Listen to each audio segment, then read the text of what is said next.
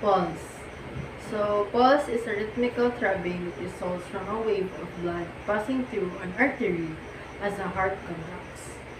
So, the equipment we'll be using is watch with second hand, alcohol swab, jot down notebook with pen, and stethoscope. So first is we'll explain the procedure to the patient. Explaining the procedure to the patient gain cooperation and make client at ease. Have the patient rest his arm alongside of his body with the wrist extended and the palm of the hand downward, or place arm on top of the patient's upper abdomen with palm downward position. This position places the radial artery on the inner aspect of the patient's wrist. The nurse's fingers rest conveniently on the artery with thumb in the position of the outer aspect of the patient's wrist. Place your first finger, second finger, and third finger alongside the radial artery and press gently against the radius. Rest the thumb on the back of the patient's wrist.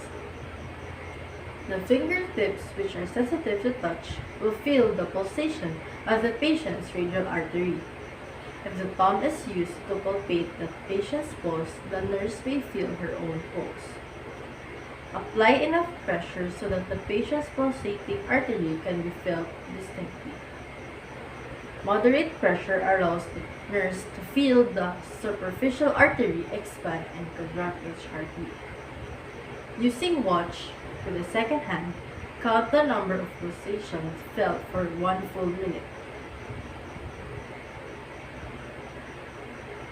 Sufficient time is necessary to detect irregularities or other defects.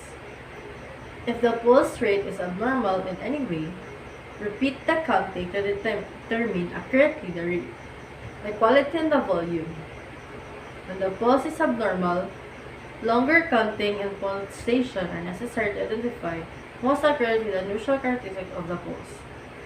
Record the pulse rate on the jot down notebook.